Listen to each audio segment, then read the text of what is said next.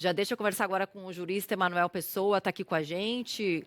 Faquinha ali se encaminhando, é claro, para o encerramento da sessão. A gente lembra que hoje ainda tem a abertura oficial também dos trabalhos no Legislativo. Então, o presidente do Senado, Davi Alcolumbre, presidente da Câmara dos Deputados, Hugo Mota, que estão lá, também na mesa ali do STF para essa abertura, daqui a pouquinho vão para lá e tem essa abertura oficial, hoje também já, inclusive, com pautas marcadas para o Congresso. Deixa eu ver, agora encerrou? Agora encerrada, então, a abertura do ano do Judiciário, presidente do Senado, Davi Alcolumbre, ali abraçando, o presidente da Casa, Edson Fachin, agora também Alcolumbre e Lula conversando, né? E pronto, gente, judiciário com o ano aberto. A gente teve uma quebra ali de protocolo, não é muito comum o presidente falar, presidente Lula fala, ele volta de novo ao 8 de janeiro, volta de novo à democracia. Daqui a pouquinho o Prando vai estar de volta por aqui, porque me pareceu mais uma vez um discurso muito mais de campanha do que uma abertura do ano judiciário, mas ele volta a falar, inclusive, da importância desses ministros e do STF por conta dos atos dia 8 de janeiro e por tudo o que tentaram fazer contra os três poderes. Presidente Lula, que também chega a falar num determinado momento que é ano eleitoral, fala da importância do TSE, do Tribunal Superior Eleitoral, desse trabalho deles ao longo do ano de hoje, desse ano, né, de 2026, por ser um ano eleitoral. O presidente Lula também chega a falar a respeito de que pode ser um ano com muito fake news, muitas notícias falsas nas eleições. Então, por conta disso, o trabalho do TSE é ainda mais importante. Agora sim, jurista Emanuel Pessoa aqui com a gente. Emanuel Pessoa, a gente teve uma quebra de protocolo, pelo que nos garantiu aqui o Caian Messina, direto de Brasília. Não é muito comum um presidente falar. A gente teve ali o presidente do STF, OAB, PGR, né? E logo na sequência a gente teve Lula falando. Parece um tom de campanha, ele que volta, inclusive, a falar do 8 de janeiro. Também faz uma menção ao TSE por conta do ano eleitoral. O que você achou dessa quebra de protocolo, das falas do presidente Lula nessa abertura do ano do Judiciário? Boa tarde, bem-vindo. Sobre quebra de protocolo, acho que eu sou talvez uma das pessoas menos formais, então eu não é nada demais se a mensagem é uma mensagem 100% institucional.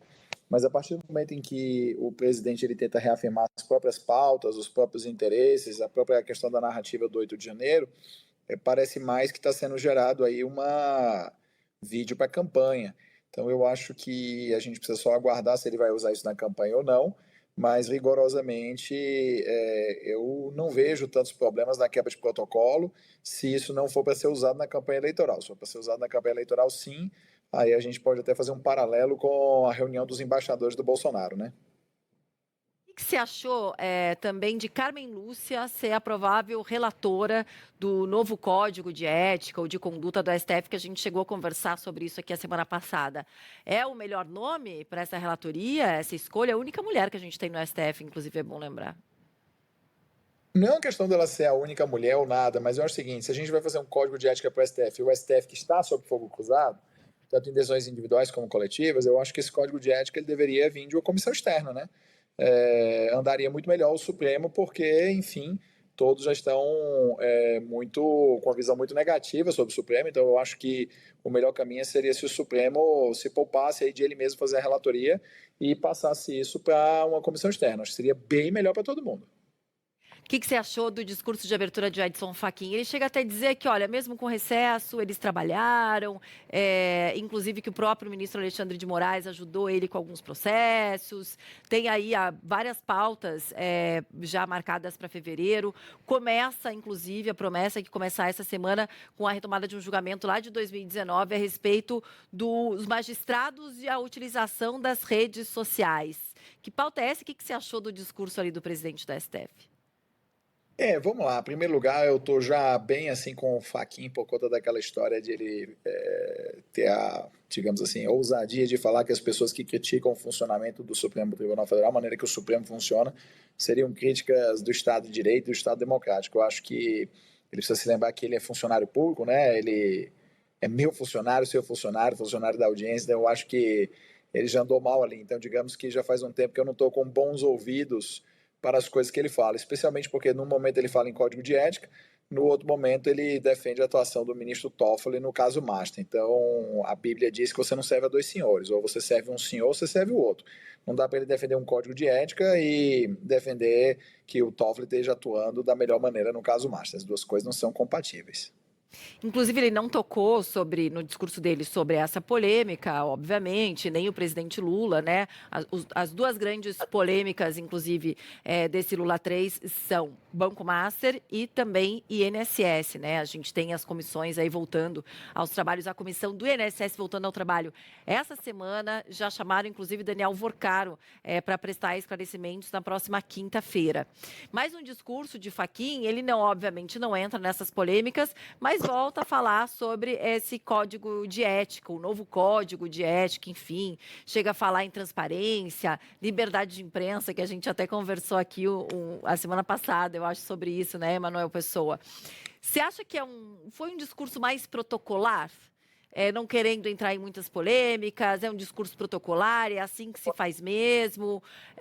Mas ele nem tocou no 8 de janeiro. Se eu não me engano, o ano passado a gente teve o 8 de janeiro vindo à tona novamente. Dessa vez, quem toca no 8 de janeiro é o presidente Lula no discurso dele, né? Então, veja só, o governo Lula está evoluindo, né? No Lula 3 você só citou 2 escândalos. Foi uma evolução, né? No Lula 1 e no Lula 2 tinha escândalo novo toda semana. Então, acho que nesse ritmo, quem sabe, numa 8ª presidência da República, ele consiga passar um governo quase sem escândalos. Quem sabe, né? Mas o ponto principal aqui é que essa questão do Master é uma questão que, enquanto ela continuar no Supremo Tribunal Federal, ela vai atrair muitos holofotes da imprensa e vai ser cada vez mais ruim para os políticos de forma geral. Porque o cenário que está se desenhando é que são políticos de todos os espectros ideológicos estão envolvidos de uma forma ou de outra nisso. Então, eu acho que a descida do Master para o primeiro grau seria uma medida de autopreservação de todas as pessoas do mundo político envolvido, porque tiraria os holofotes do Supremo Tribunal Federal. Mas eu acho que o medo que se tem é de que vai parar na mão de um juiz ao estilo do Sérgio Moro. Tá certo. Ó, sei que você tem compromisso, mas só para encerrar, eu peguei um Eu tenho trechinho audiência. aqui. Tem um trechinho aqui, quando ele fala que a força do judiciário está na confiança pública e na atuação responsável. Mas nesse sentido que Fachin fala, essa é a força do STF ou por conta disso é que o STF, na verdade, está mais fraco do que nunca? Olha, hoje era um dia que eu não queria nem rir. Eu tenho uma audiência super chata agora. Vou ter um daqueles desafios com o Poder Judiciário que a gente fica pensando assim, Senhor, eu devo ter sido soldado romano que metia a lança no peito de Jesus, né? Mas, quando ele fala que o Judiciário deriva a força da confiança popular, eu acho que o Judiciário está mais fraco do que o Sansão depois que teve o corte do cabelo da Dalila, né? Do que a Dalila cortou o cabelo da Sansão. Mas o Sansão, pelo menos, mesmo fraco, quando ele pediu ao senhor forças, ele conseguiu derrubar o templo. Eu acho que o judiciário está tão fraco, se dependesse da opinião pública, não consegue empurrar uma porta de casa de brinquedo da Barbie. Então eu acho que se ele está falando isso por discurso, para ser institucional, protocolar, tudo bem. Mas se ele quer convencer as pessoas de que o Supremo é forte, olha, ele vai gastar saliva, hein?